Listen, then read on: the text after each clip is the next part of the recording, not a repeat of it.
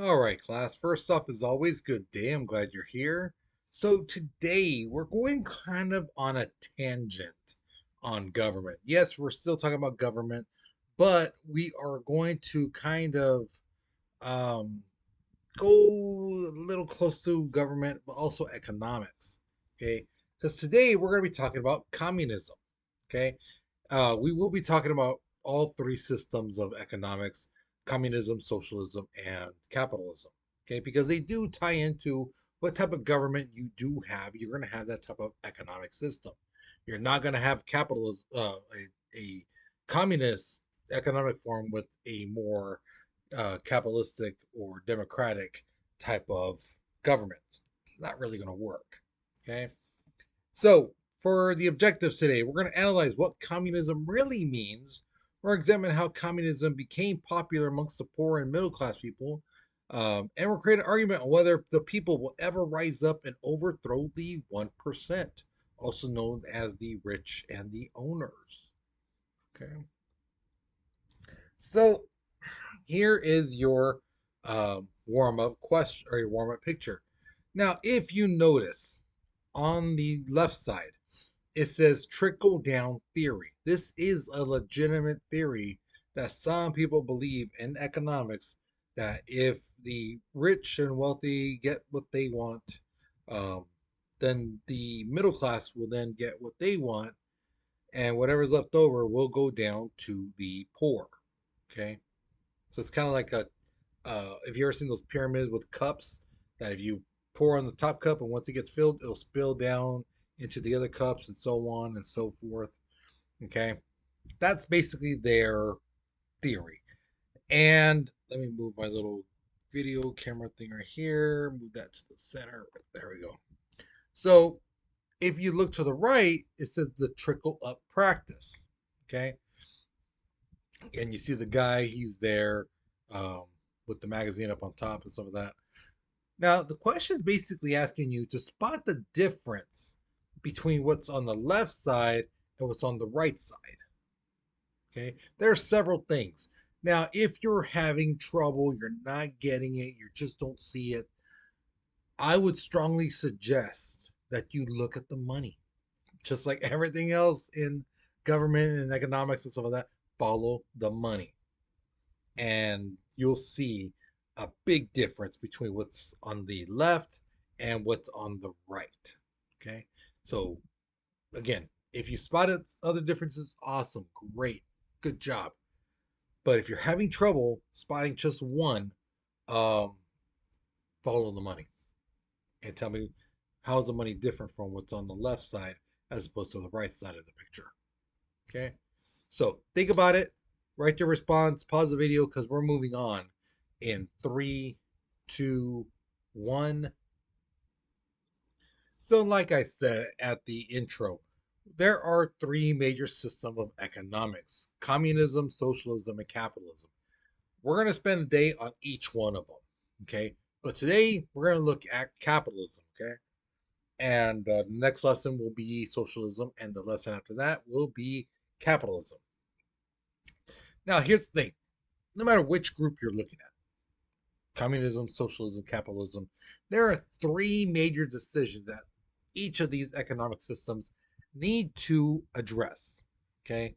The first one is what and how much should be produced. So each country, when they have their own system of government and their economic system of government, they need to decide, well, what are we going to make? What is our country going to make that people will buy inside our country and outside our country? And how much should we make of that product, whatever it may be? Then they have to answer the next part: how the goods and services should be produced. So, should they be made by computers, electronics, or should it be made by man made, handmade type of stuff? And lastly, who gets the goods and services? Is it the people, just the people in the country, just the people who live outside the country? Both? I mean, who gets the stuff? That's what they have to decide. All right, so That guy you see in the top picture right there, that is Karl Marx. He's a German philosopher and a writer. People tend to forget he's a philosopher and a writer. They just remember him as the father of communism. Now, thing is, I see it on TikTok and some of that quite a bit, where people say things and I'm like, no, that's not right. And that's why we're going over this stuff. Like one of the things I've heard so many times was, you know, Karl Marx was a socialist and then he became a communist. So that means socialism is the same as communism. Uh no. No. Cuz yes, it's true. He did start off as a socialist. You know why? Because there was no communism. He invented it. So how could he be something that he himself hadn't invented yet before he invented it? It makes no sense. But again, those type of people, they don't think. Those people just talk. They quack what they hear. They quack and they just try to quack loud so you will listen to them. And because they're quacking so loud, you'll be like, wow, that person knows what they're talking about. When in reality, they don't know diddly squat. They don't know what they're talking about. Okay? That's why I'm trying to prepare you guys so you know the truth on each system. And if someone says something that's dumb on either side, you can say, no, you're wrong. It's actually like this. And I have facts to back me up. You just have what you've heard. And that's not good enough. Okay. So again, yes, he was a socialist and then he became a communist because again, he created it. And he advocated for violent revolution. Basically, he said, you know what? People have asked and begged the government and the rich to make changes to help the poor, the lower middle class people, and no one listens. So sometimes you need to slap them in the mouth to get their attention. Okay. Now, this is something I will poke a hole on his argument all day on. He said capitalism would collapse. Okay. Nothing lasts forever.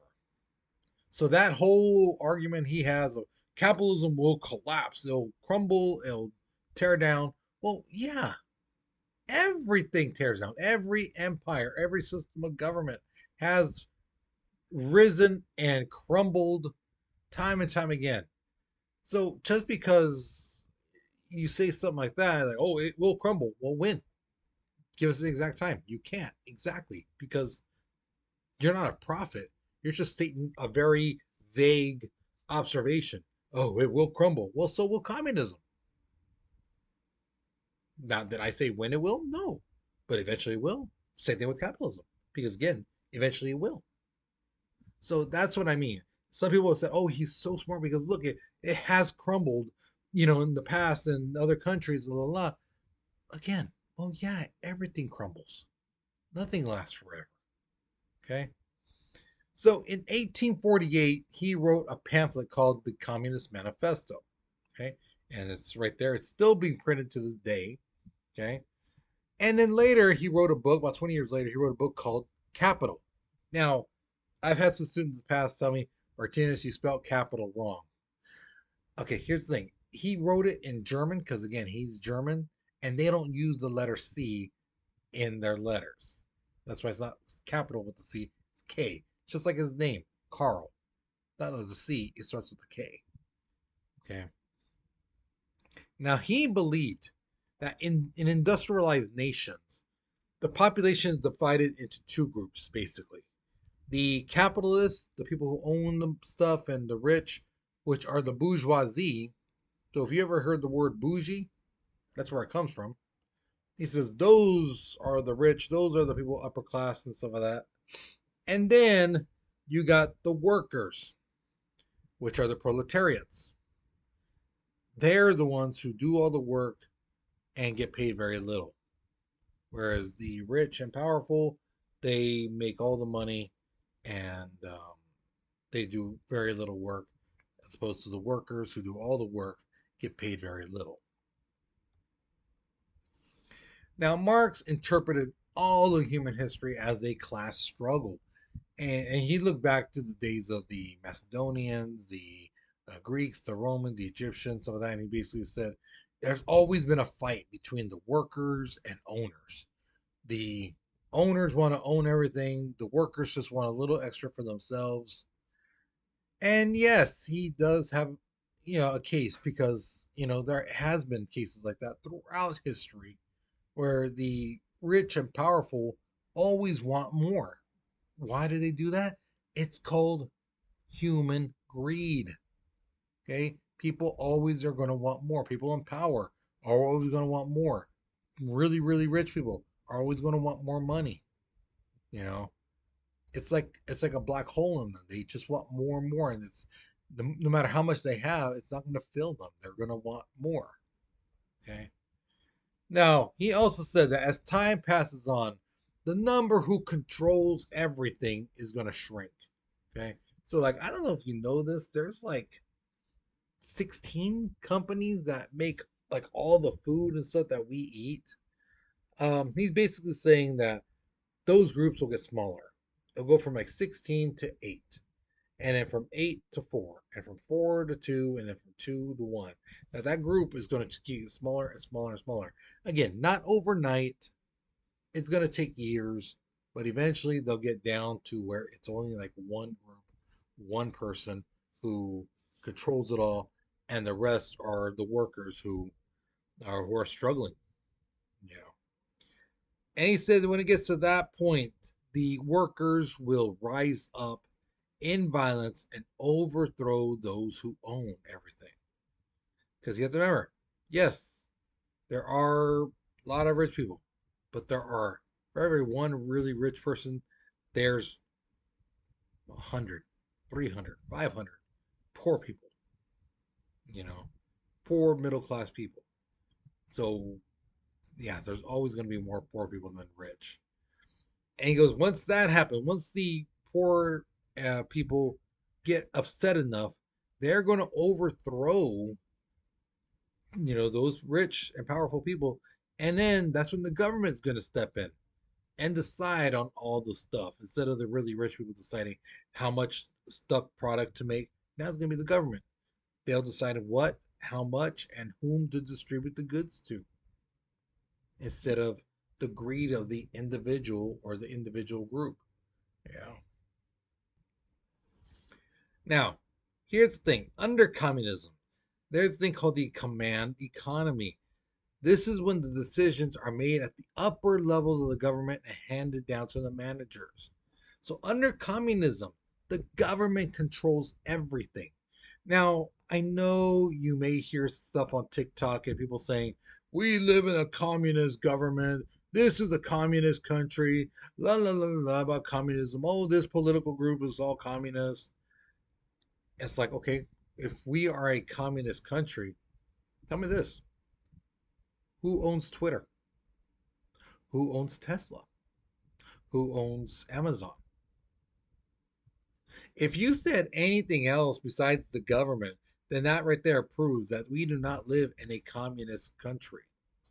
Because under communism, the government controls everything: the land, natural resources, industry, banks, transportation. They own it all. So, who owns Twitter? Musk. Who owns Tesla? Musk. Who owns Amazon? Bezos. Who owns Microsoft? Gates. You know, so that's how you know we don't live in a communist country, because there are individual owners who own million, billion-dollar industries. It's not the government owns it, it's these individuals.